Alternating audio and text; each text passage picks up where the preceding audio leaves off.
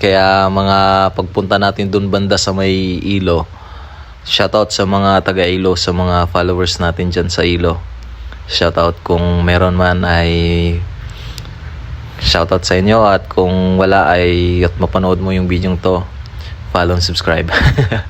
At yan diretso tayo dyan sa Barangay Ilo, at makikita pa rin na talagang medyo mahamog pa din dahilan umaga yan na palipad at mga 6:30 or 6 ata yun, 6:30, at pinalipad natin yan dyan.